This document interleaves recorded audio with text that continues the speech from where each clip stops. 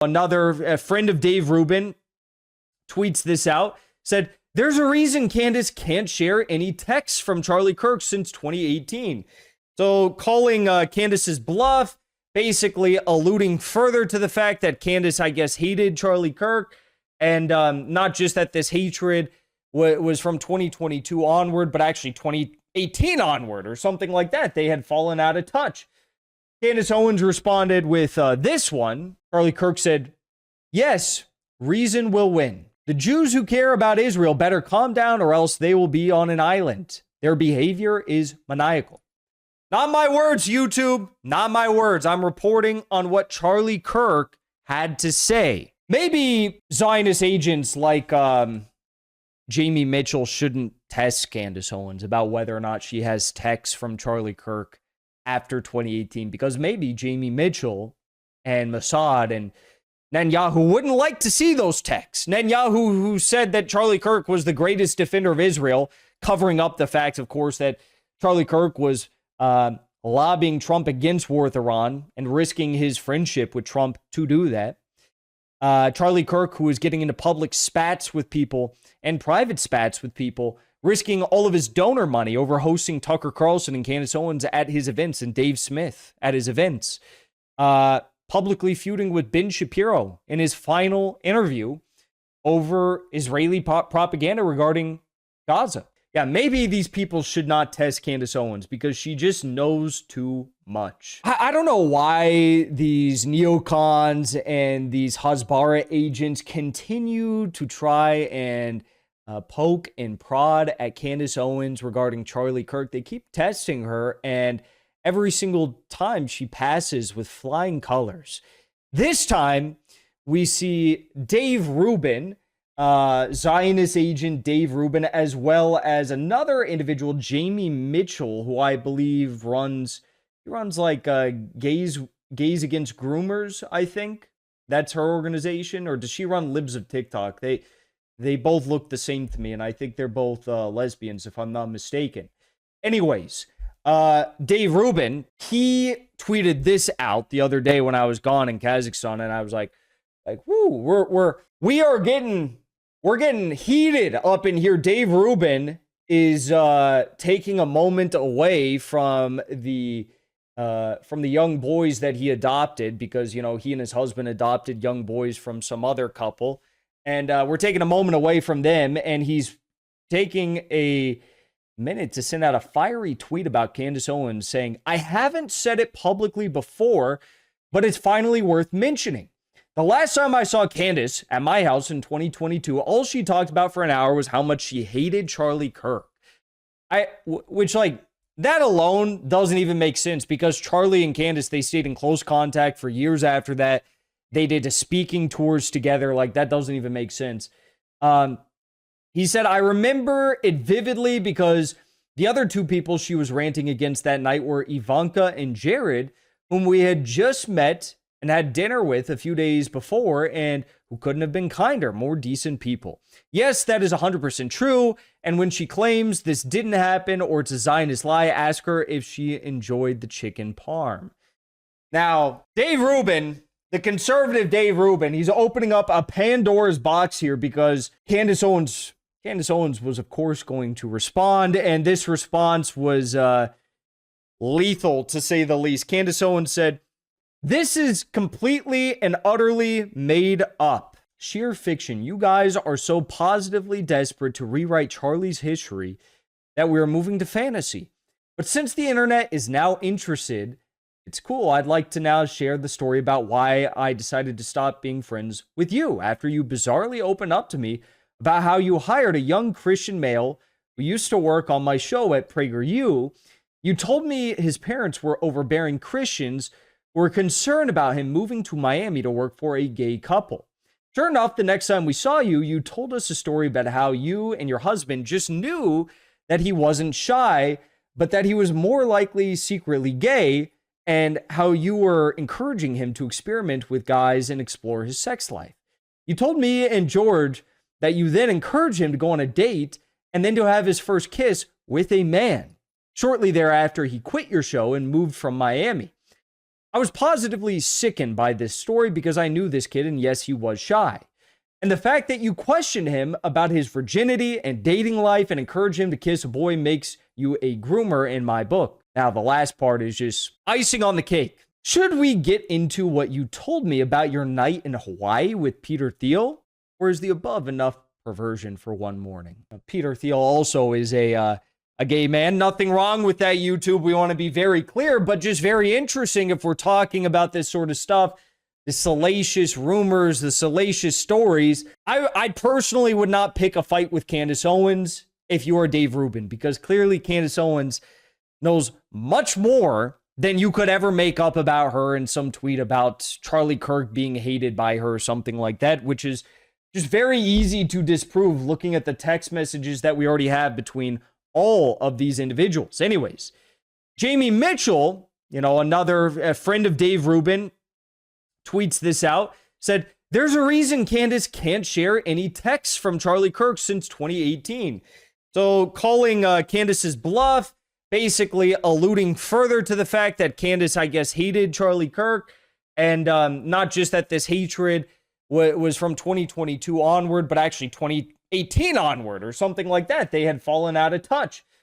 Candace Owens responded with this one. Charlie Kirk said, yes, reason will win. The Jews who care about Israel better calm down or else they will be on an island. Their behavior is maniacal.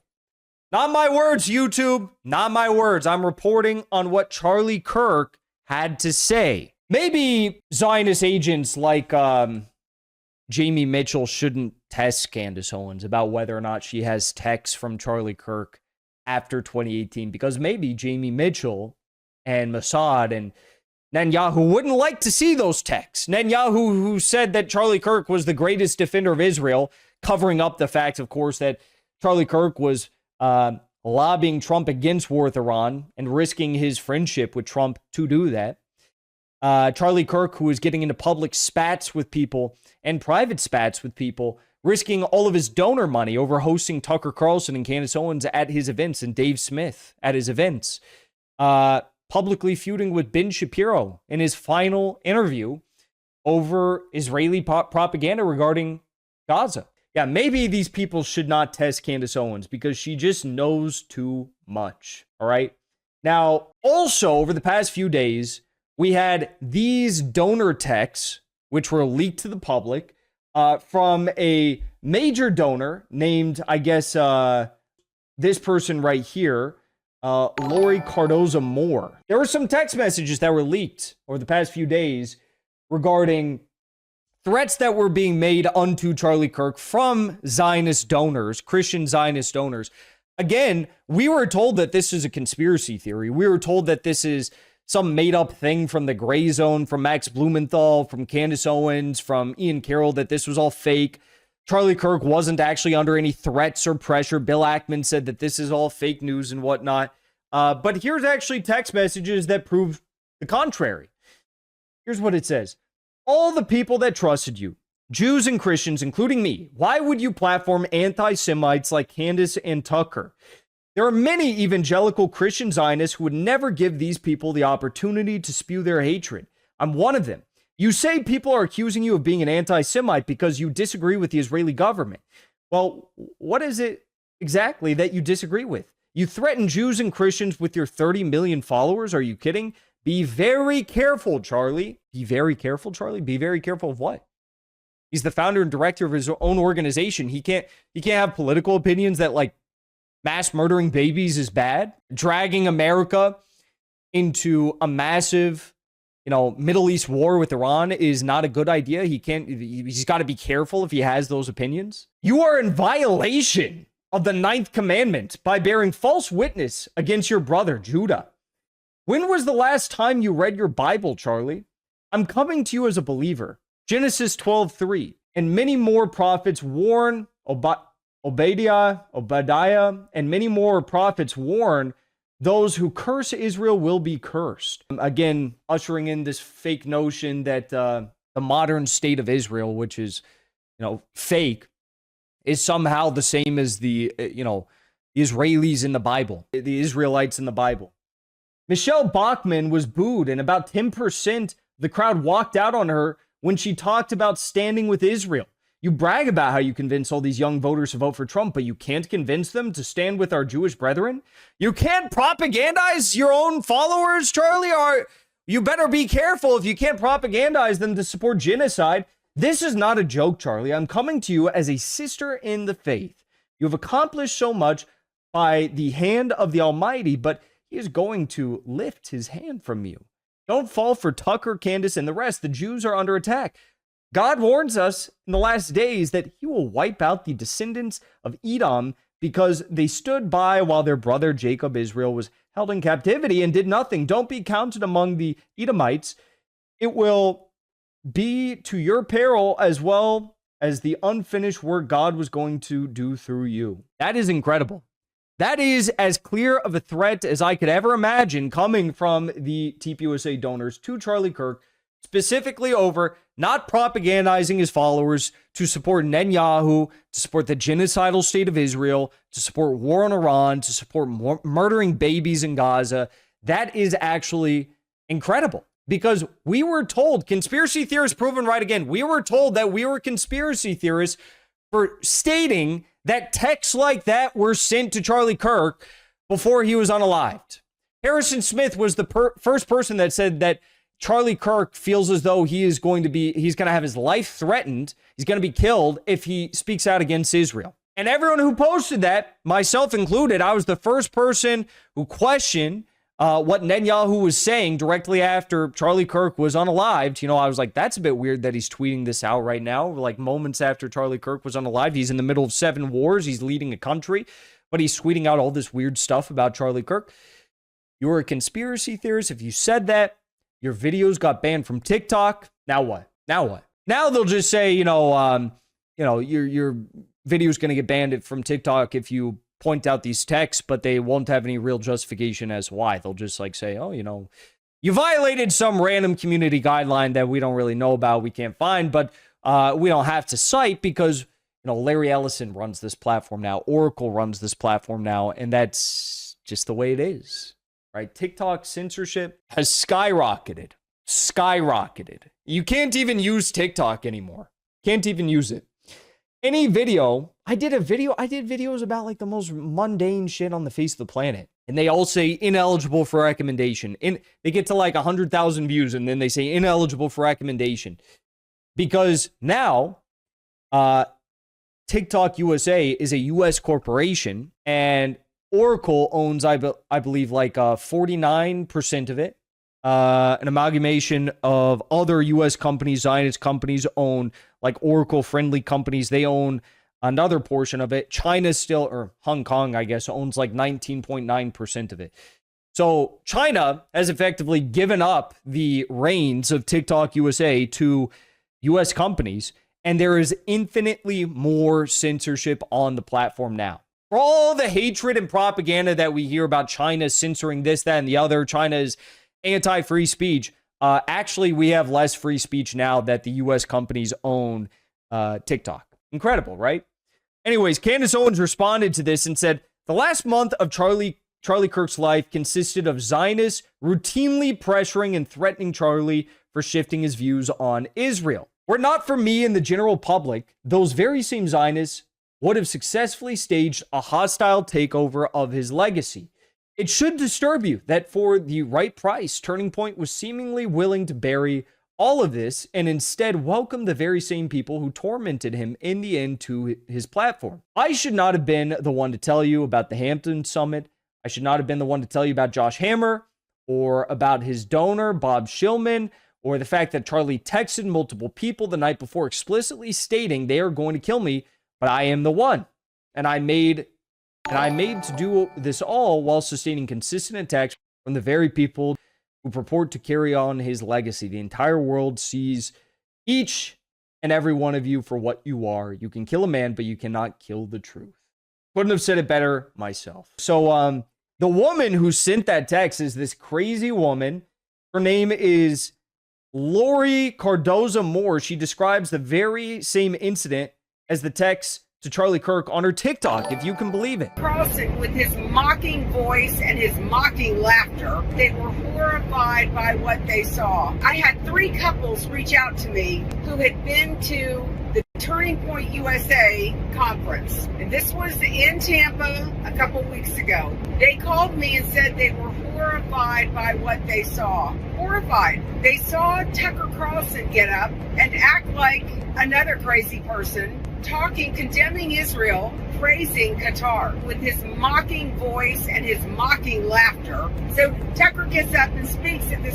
You know what I find horrifying and disgusting? That someone thinks that they have the audacity to send Charlie Kirk a threatening message in tandem with many other donors doing the same, saying, watch yourself, Charlie, be careful, right? What were her exact words? Be very careful, Charlie. You are in violation. Conference in Tampa, TPUSA, and right after him comes Michelle Bachmann. Michelle has 5 minutes to make an argument for why we have to stand with Israel to these young people at TUSA. When she starts talking in that conference about supporting Israel and why America should stand with Israel, the people in the audience start booing her. I spoke with her personally. She said 10% in the room got up and walked out on her. And if she says it was 10%, it was actually probably like 20-30% that walked out on Michelle Bachmann. But, you know, they send threats to Charlie Kirk. They're horrified that he can't propagandize his followers into supporting Israel. But they're not horrified about genocide in Gaza. They're not horrified about war with Iran. They're not horrified about the Gazification of Lebanon, South Lebanon in particular. It's like, it's all being done with our taxpayer dollars, you know, just like the in mass slaughtering of innocent civilians, right? Not horrified about any of that.